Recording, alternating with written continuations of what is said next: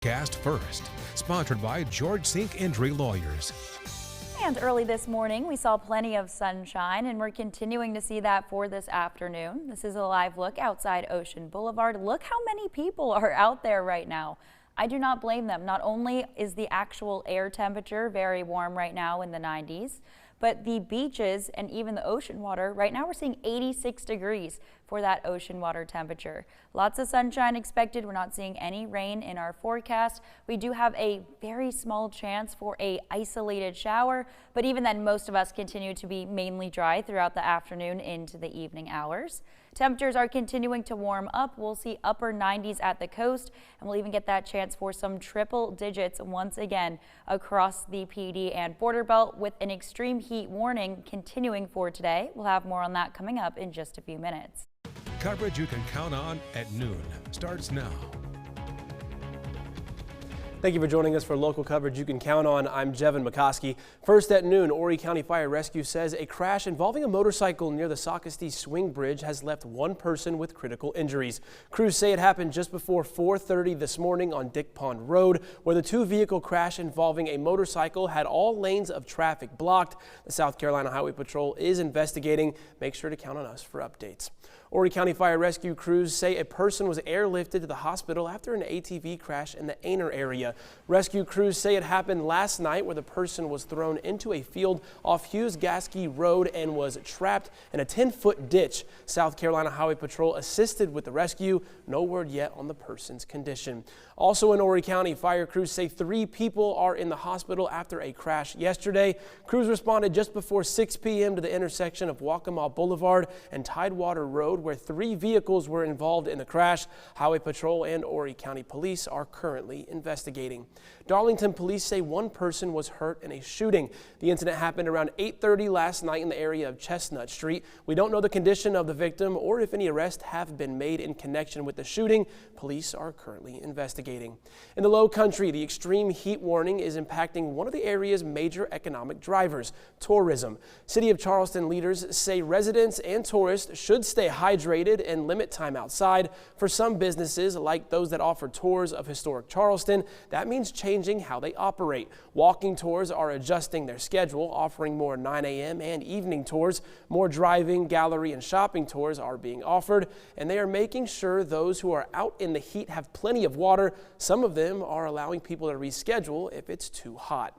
Happening today, the Robeson County Board of Education will hold a public hearing on renaming the Robeson Career and Technical Education Center.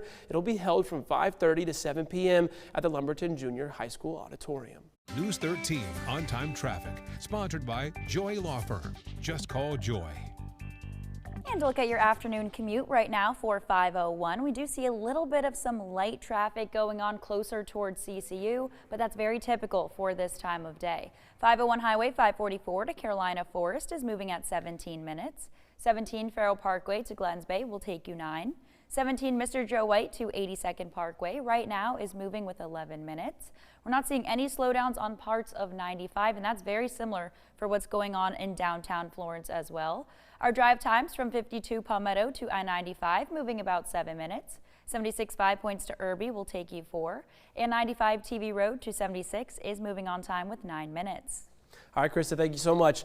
President Trump said this morning that Iran wants to make a deal after both sides have traded fresh strikes overnight. But the president expressed skepticism that Iran would stick to any agreement. Nana Bantu is at the White House with the latest on that, plus the intrigue surrounding the decision to have the president switch planes on his way home from the NATO summit in Turkey. For a second night, the U.S. launched heavy strikes against targets inside Iran. President Trump called it retribution for recent Iranian aggression in the Strait of Hormuz. We just hit them very hard.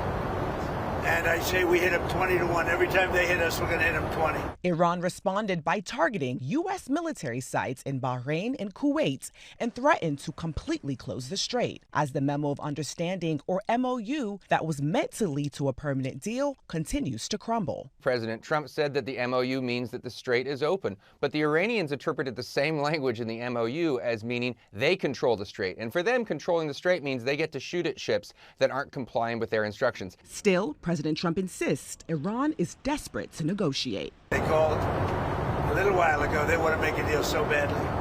I just don't know if they're worthy of making a deal. I don't know that they're going to honor the deal. The president was asked if threats from Iran led to the decision to leave Turkey on the old Air Force One before switching to the new Air Force One in the United Kingdom. The stated reason for the change was to give U.S. troops abroad a chance to tour the new luxury jet. But the president also acknowledged to reporters that he's an Iranian target. I'm number one on their list before you. But if I go, you go. In a statement Thursday, the White House said the new Air Force One has been fitted with high-level security protocols that ensure the safety of the president, while adding the White House uses every tool, including distraction and misdirection, to address threats. Nana Cintio Bonsu, CBS News, the White House. The new Air Force One is an estimated $400 million gift from Qatar. It is expected to be used until a new fleet of Boeing planes are delivered to the Air Force in 2028. The family of a Mississippi teen is searching for answers after the 18-year-old's body was recovered days after he vanished during a boat trip.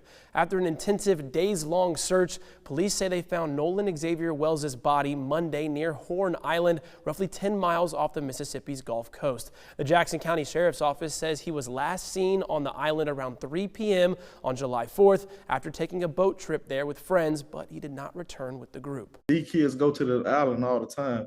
There's nothing out of the norm, man. It was just so heartbreaking, you know. He had so much life ahead of him to live, man, and a bright future, you know, and it's just devastating.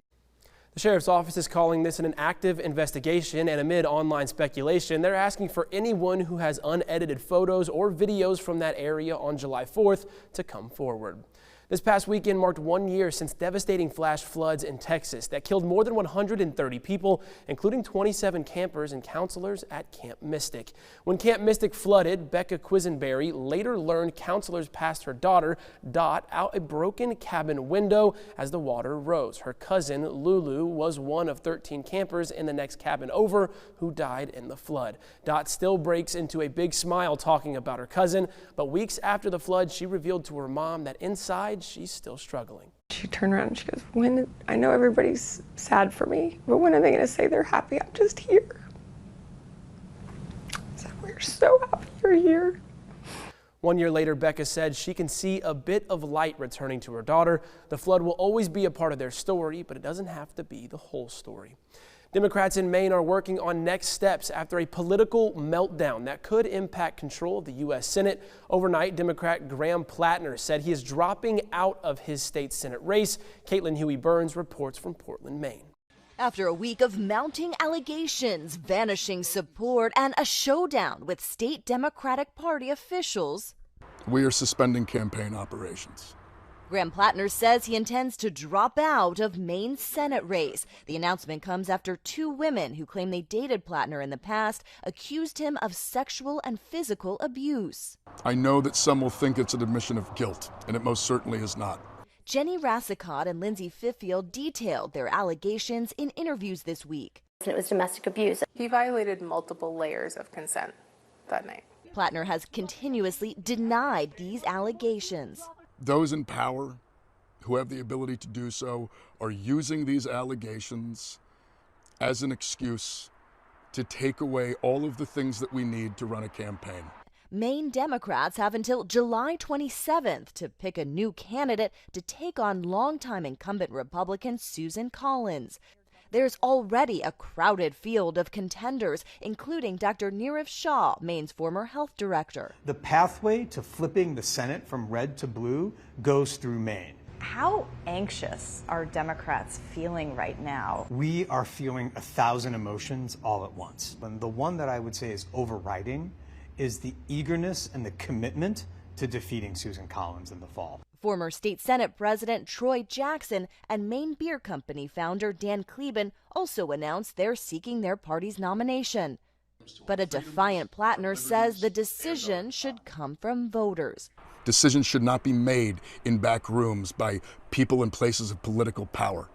So where does this all go from here? Well, the state Democratic Party here said that they'll hold a nominating convention by the end of the month, though they're still working out what exactly that would look like. Caitlin Huey-Burns, CBS News, Portland, Maine. Bonnie Tyler, best known for her 80s hit Total Eclipse of the Heart, has died. The singer's family says she died unexpectedly in a hospital in Portugal where she was being treated for an illness. She was hospitalized in May for emergency intestinal surgery and was later placed in induced coma. Tyler was 75. With the World Cup underway, the Heart Association has a different goal: to get more people trained in CPR. I'm Bradley Blackburn with how a quick lesson could help save lives. And high temperatures will be back in the 90s and triple digits for today, so it makes sense we're once again seeing an extreme heat warning in effect. We'll have more on those details coming up after the break.